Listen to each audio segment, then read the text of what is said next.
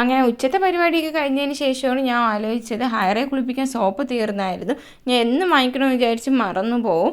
അങ്ങനെ ഇക്കായെ വിളിച്ചുകൊണ്ട് നമ്മളത് ഇറങ്ങിയിട്ടുണ്ട്. അനി ഉണർന്നപ്പോൾ ഒരു 10:30 ആയിട്ടുണ്ട്. അവളും ഫുഡൊന്നും കഴിച്ചിട്ടില്ല. അങ്ങനെ അവൾക്കുള്ളതും കൂടെ ഞാൻ കയ്യിലെടുത്തിട്ടുണ്ട്. കാരണം പുറത്ത് പോകുമ്പോൾ എന്തെങ്കിലും കഴിച്ചാലോ എന്ന് പറഞ്ഞാണ് എടുത്തത്.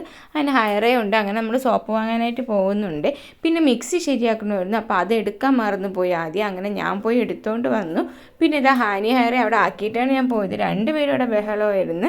അങ്ങനെ നമ്മൾ പോയി മിക്സിയൊക്കെ ശരിയാക്കാൻ കൊടുത്തതിന് ശേഷം ഹാനിക്ക് ഫുഡ് കൊടുക്കാനായിട്ട് ഒരു സ്ഥലത്ത് ഒതുക്കിയിട്ടുണ്ടായിരുന്നു. അവൾ എന്തെങ്കിലും കഴിക്കട്ടെ എന്ന് പറഞ്ഞാണ് അവിടെ നമ്മൾ നിർത്തിയത്. പക്ഷെ അവൾ ഒന്നും കഴിച്ചില്ല. ഒരു എന്തേ അവൾ കഴിച്ചോളൂ. എന്നിട്ട് നമ്മളിതാ തിരിച്ച് വന്നപ്പോഴത്തേക്ക് ഇവിടെ ചോളം വിൽക്കുന്നുണ്ടായിരുന്നു. അപ്പോൾ അതിൽ നിന്ന് വാങ്ങാമെന്ന് വിചാരിച്ച് നമ്മൾ അവിടെ നിർത്തി 5 ചോളം വാങ്ങിയിട്ടുണ്ടായിരുന്നു. പക്ഷേ ഇതിൻ്റെ റിവ്യൂ ഞാൻ പറയുകയാണെങ്കിൽ വീട്ടിൽ കൊണ്ടുവച്ചപ്പോൾ ഒട്ടും കൊള്ളില്ലായിരുന്നു. നമ്മൾ നോർമലി കടയിൽ നിന്ന് വാങ്ങുന്നതാണ് നല്ലത്. ഇത് ഒട്ടും കൊള്ളില്ല.